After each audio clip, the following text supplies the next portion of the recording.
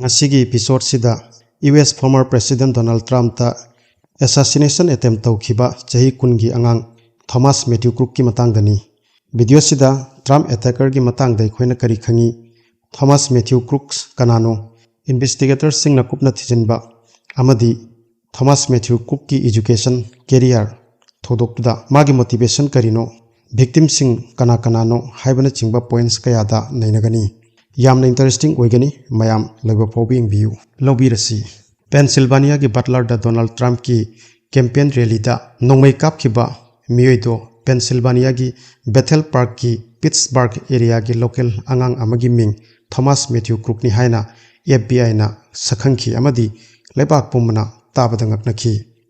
investigators singi according Pennsylvania ki butler da former president na campaign rally da myam mangda wangang lingai kanda Crooks na semi automatic AR-15 rifle kapki khudakta audience member ama sikhi loinana atokpa ani injured oikhi uba khudakta chahi kungi kitchen worker bu secret service sniper amana kaptuna hatkhi haina official singna haiki magi hometown da fajana leiminaba yum thangnaba singna tabadangaknaki thajabangam nakhide karamna asuk ingna chachaba angang amada thodok asigi maral takhiba FBI na magi investigation gi part ama oina former president ta assassination attempt ta involved oiriba subject se Crooks khaktani amadi makhada ba active investigation chathari haiki hojik aikhoina khangninglibadi Thomas Matthew Crooks kanano haibasini hodok mafamda Thomas Matthew Crooks na magi ID loine rakhide adona investigators singna mabu identify tobada DNA amadi facial recognition technology su use tawki haina FBI na haiki mahak assassination attempt taukhiba mafam dudagi chaurakna 70 km thapa Pennsylvania ki Bethel Park tagi oirammi aduga local newspaper ki tunginna mahak Bethel Park High School dagi maths amadi science ta $500 prize money galoinana 2022 da graduation complete taukhi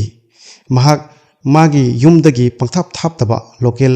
nursing home kitchen amada thabak tawrami staff members singna magi background check taukhi amadi mari leinaba karigumba record amata fangkhide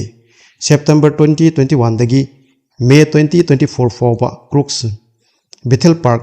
High School da attend tawrami haina the Community College of Allegheny na confirm tawki loinana mahak engineering science ta associate degree ga loinana graduation tawki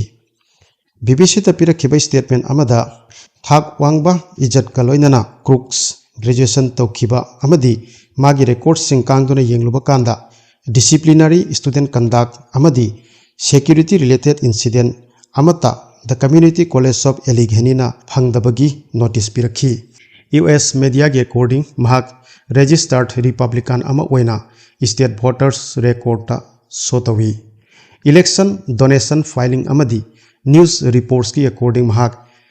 Act Blue Koba Liberal Campaign Group amada 2021 da $15 donate tawki mahak chahi amagi oina Clayton Sportsmen's Club Koba local club amada membership lawki haina club aduna BBC da confirm tawki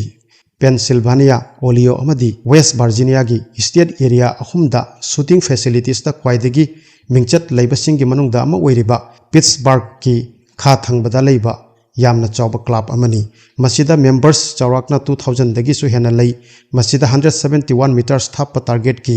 high power rifles facility ga konana multiple gun ranging su lei club owner Bill Selitona BBC da shooting haibase yamna keningai posak amani club ta changba yamna section na control tawi supna gi members sing ta chawraba facility gi manung da changbagi ayaba lei organization sibu represent tawriba Robert Butina BBC da tasengna sigumba senseless act of violence sida club na pura warning tawi haina sengna haiki investigators singi according law enforcement officials singna Donald Trump shoot tawbada use tawkiba khulai do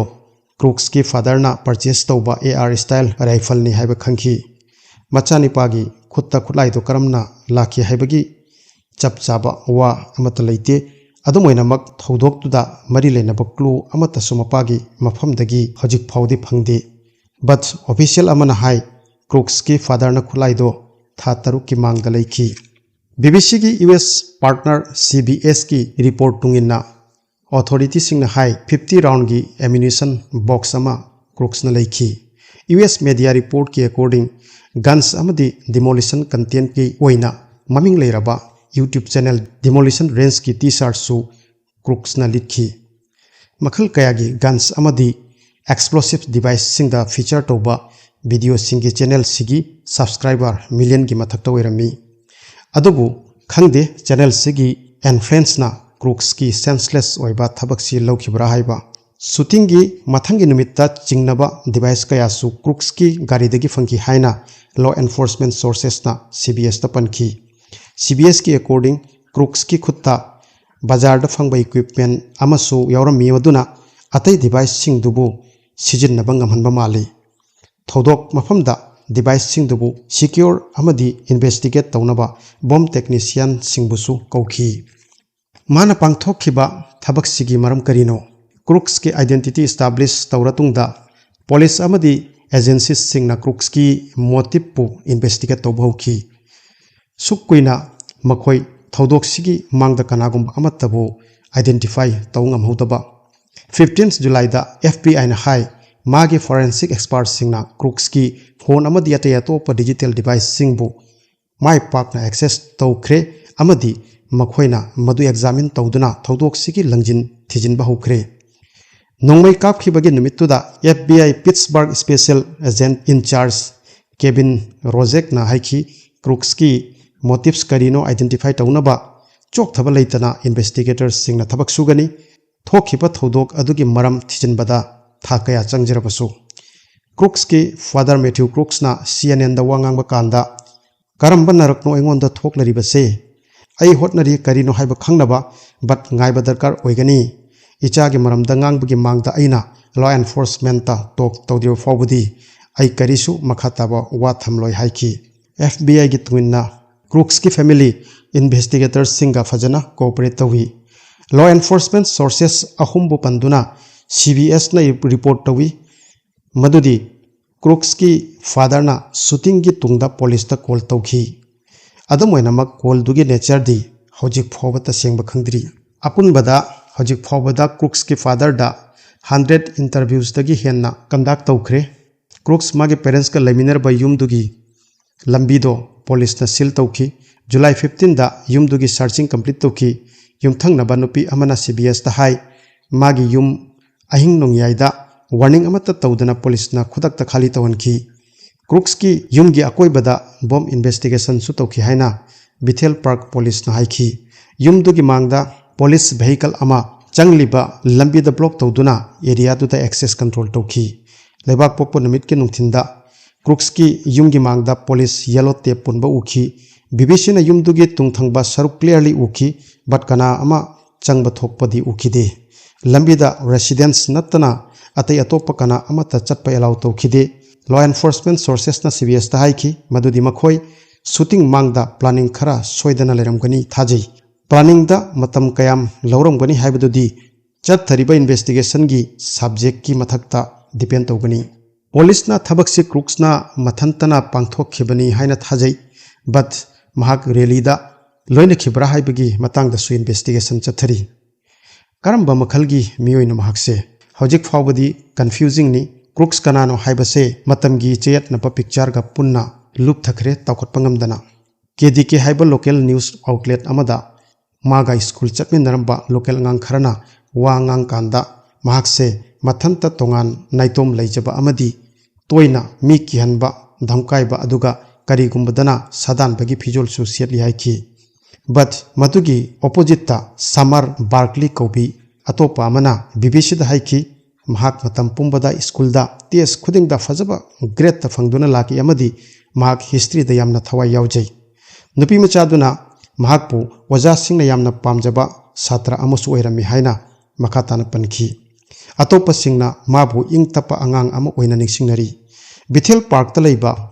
Angelo's Pizza Restaurant ki staff na makhoi Crooks ka yamna loinei haina haiki.